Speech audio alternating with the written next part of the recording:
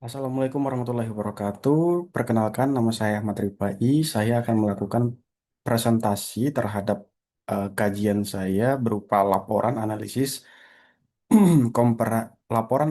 komparatif SSR versus CSR dan evolusi arsitektur web pasca iteration.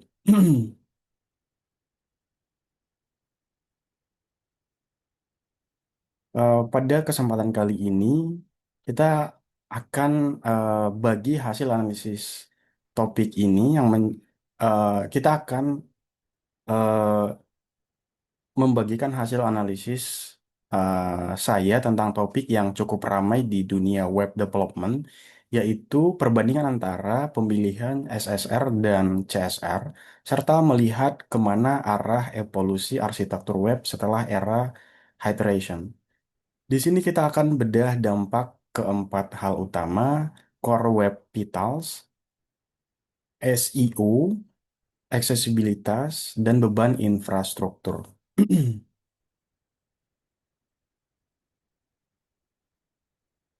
Selanjutnya, pada rumusan masalah laporan. Nah, di sini pada saat kita membuat aplikasi web, biasanya kita dihadapkan pada dua pilihan yang utama, yaitu pemilihan CSR atau SSR. Kalau kita pilih CSR, server kita memang tenang karena biayanya murah dan kerjaan dipindah ke laptop HP pengguna. Tapi efek sampingnya, loading awal terasa lambat dikarenakan FCP atau LCP-nya jelek. Dan ada risiko SEO-nya jelek karena Googlebot bisa menerima halaman kosong. Lalu, gimana kalau kita pindah ke SSR? Di SSR ini tampilan awalnya emang jadi cepat ya, cepat banget, tapi ganti masalahnya CPU server yang bakal bekerja keras. Kemudian juga muncul fenomena yang namanya hydration gap. Nanti akan kita bahas di slide selanjutnya ya.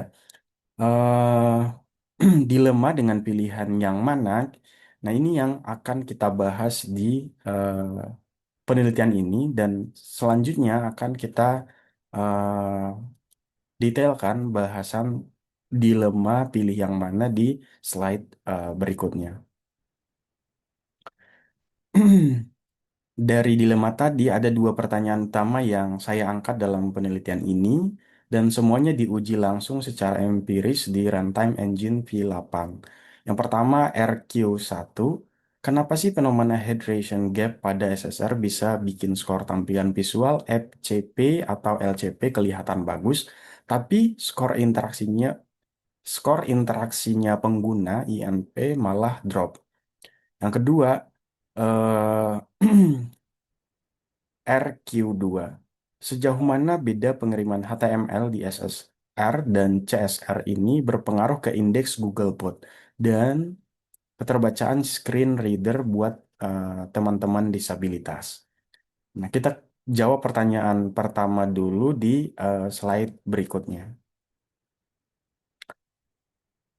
Mengapa skor INP memburuk pada SSR? Bagian ini saya sebut sebagai paradox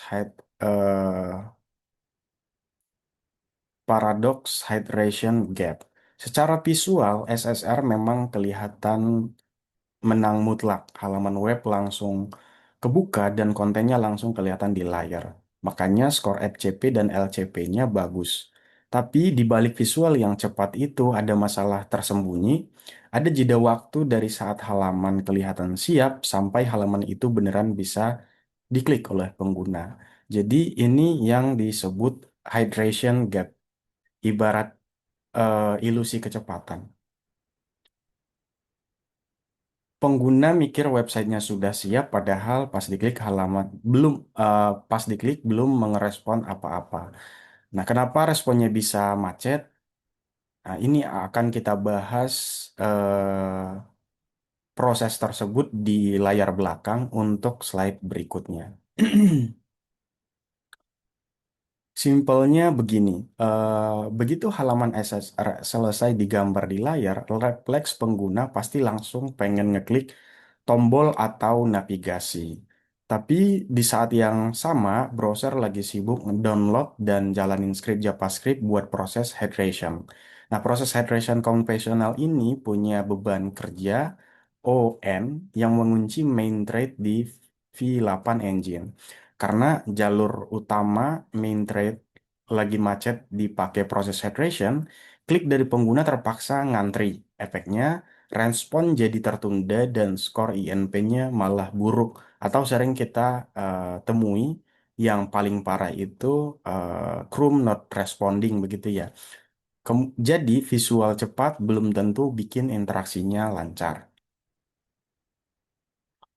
Sekarang kita bahas ke aspek SEO dan aksesibilitas. Untuk SEO, SSR itu ibarat ngasih makan siap saji ke Google Bot.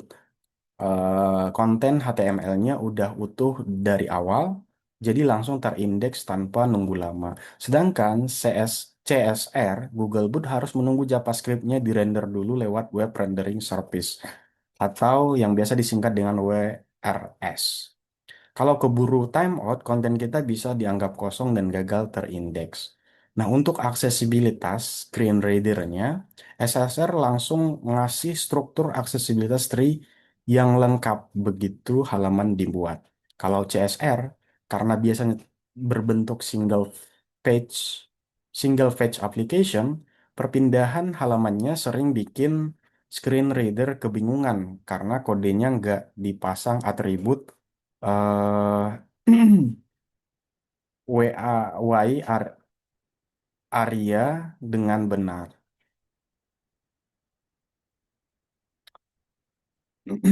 Nah, kita ke server dan infrastruktur ya. Mungkin kita sering salah kalau SSR atau CSR itu bisa ngilangin masalah. Padahal sebenarnya cuma memindahkan lokasi masalahnya. Di SSR masalahnya ada di server fungsi, di server. eh Misalnya pada fungsi render to string di Node.js itu makan CPU banget. Kalau akses jutaan orang sekaligus, server bisa down dan loading awal membengkak. Kalau di CSR, masalahnya dipindah ke client user, laptop atau HP pengguna yang dipaksa mikir keras. Kalau RAM-nya terbatas atau baterainya lemah, websitenya bisa bikin browser freeze dan boros baterai. Intinya kita cuma milih mau naruh bebannya di server kita atau di perangkat pengguna.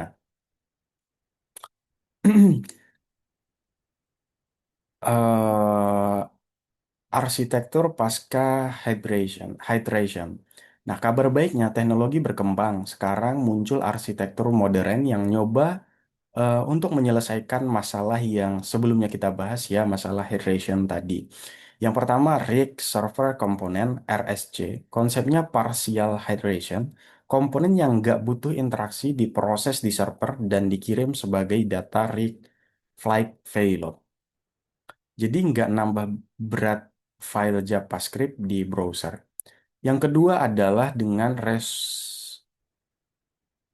resumability. Contohnya framework Qt.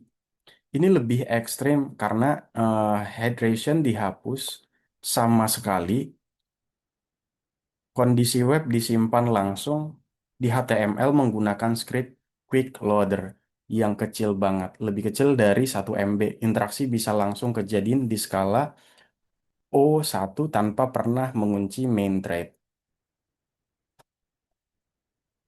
Eh, nah, di sini ada saya buat pada bagian rekomendasi di laporan ada saya buat panduan pemilihan arsitektur.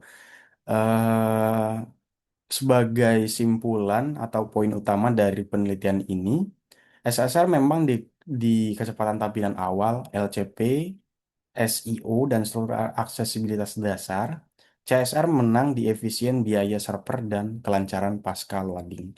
Tapi pergeseran paradigma terpenting saat ini adalah kita nggak perlu berdebat kaku tentang pemilihan SSR atau CSR. Fokus developer modern sekarang ada setidaknya 3 hal. Yang pertama, menjaga main thread tetap leluasa. Yang kedua, menghilangkan beban hydration. Yang ketiga, pintar-pintar memilih strategi yang pas sesuai kasus aplikasi di HP perangkat pengguna, target pengguna kita. Ya, sebagai penutup,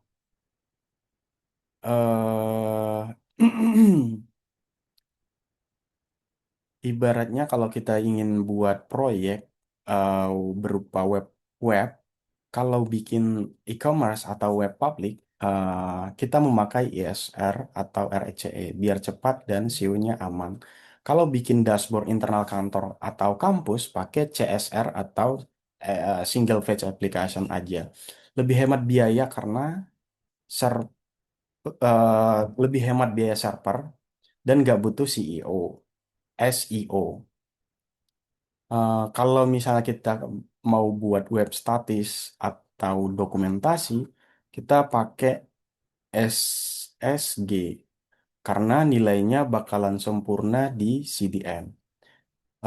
Tapi kalau target penggunanya banyak HP, spek rendah, low end, pertimbangan arsitekturnya eh, yang tadi, resumability, quick, biar diklik langsung instan tanpa lag.